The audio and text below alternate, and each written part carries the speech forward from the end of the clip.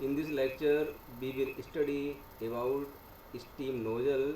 So, a steam nozzle is a device of varying cross-sectional area, and by the use of this nozzle or this device, we convert pressure energy into kinetic energy. Now, the steam nozzles are used in different type of systems. Steam nozzles are used in case of the steam turbines, gas turbines, jet engines for jet propulsion, and the function of steam nozzle is to control the flow characteristics at the outlet side.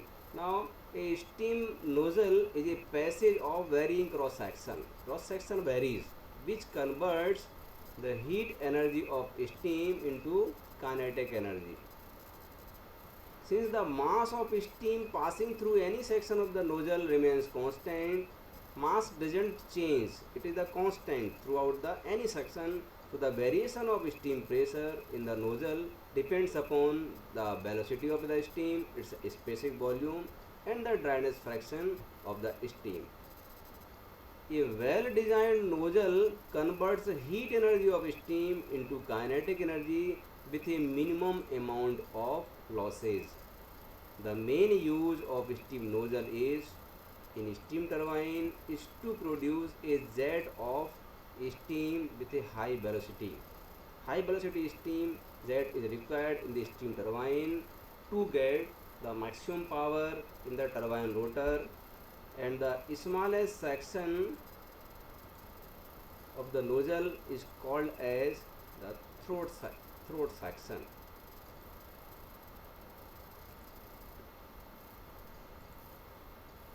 Now the flow of steam through the nozzle. How the flow of steam occurs? The flow of steam through nozzles may be regarded as adiabatic expansion. Adiabatic expansion means that there is no heat transfer between system and surrounding.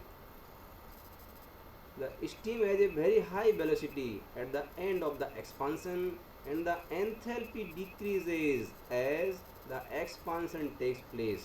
So, when the expansion in the nozzle takes place, there is always the very high velocity achieved at the end of the expansion. But there is friction which exists between the steam and the sides of the nozzle, and because of this some heat is produced as the result of the resistance of the flow of steam in the nozzle. The phenomena of supersaturation occurs in the flow of steam through the nozzle, and this is due to time lag in the condensation of the steam during expansion. So if there occurs a time lag, it causes a phenomena known as supersaturation. You will understand what is supersaturation.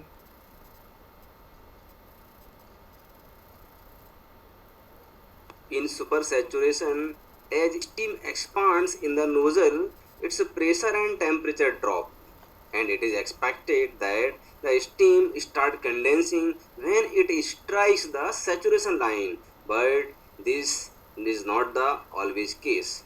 Owing to the high velocities, the residence time of the steam in the nozzle is small, and there may not be sufficient time for the necessary heat transfer and the formation of liquid droplets. Consequently, the condensation of steam is delayed for a little while. This phenomena is known as supersaturation, and the steam that exists in the wet region without containing any liquid is known as supersaturated steam. Now, there are different types of nozzles. So, we generally use three types of nozzles, which are the convergent type of nozzle, divergent type of nozzle, as well as convergent divergent type of nozzle. So in these three cases, what we are seeing is that in the first case, the area of cross section from the inlet to the outlet is decreases, and this type of nozzle is known as the convergent nozzle. In the second case, when the area from the inlet to outlet increases, then this type of nozzle is known as a divergent type of nozzle. And the third case, area from section 1 and up to the section 3 and decreases first, and then the area from this section 3 to the outlet section 2 is increases. Here the minimum section area is known as the throat section or the throat. So you can see here also, in the convergent nozzle the cross section area of a nozzle decreases continuously. In the divergent nozzle, when the cross section area of a nozzle if increases continuously from entrance to exit, and in the third case, convergent divergent nozzle, when the cross section of a nozzle first decreases from its entrance to the throat and then increases from the throat to the outlet side. So these are the three types of nozzles which are generally used for the different applications. Now next one is flow of steam through convergent and divergent nozzle. The steam enters the nozzle with a high pressure but with a negligible velocity. In the convergent portion from the inlet to the throat, there is a drop in the steam pressure with a rise in its velocity. There is also a drop in the enthalpy or total heat. So in the converging portion, what is happening from inlet to throat? There is a drop in the steam pressure with a increase in velocity.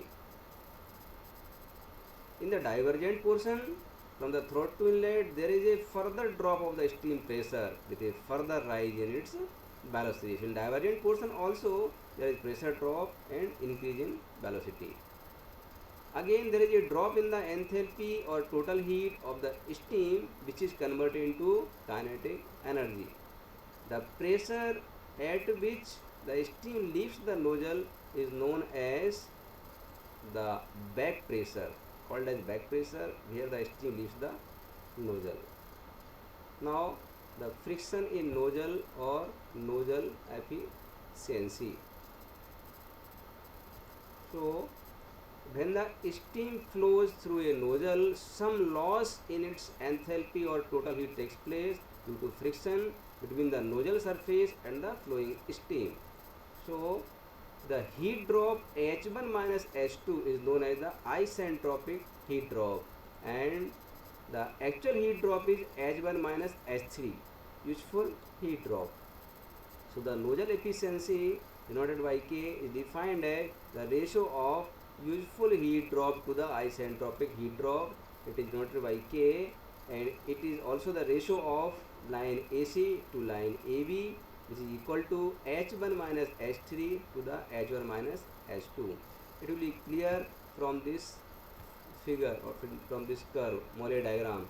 So on the vertical axis we are showing the enthalpy, and on the horizontal axis we are showing the entropy. Here we are, you can see there are two pressures, pressure line P1 as well as pressure line P2, and this is known as the saturated vapor line. So the expansion of the steam occurs in two ways. If the initial condition of the steam is the dry steam, then it will follow from A to B, which is the isentropic expansion, but the actual expansion follows the line or the line A to B dash. So A to B is the isentropic expansion. Enthalpy drop will be H1 minus H1 to H2, but in case of the actual heat drop from A to C, it will be H1 to H3.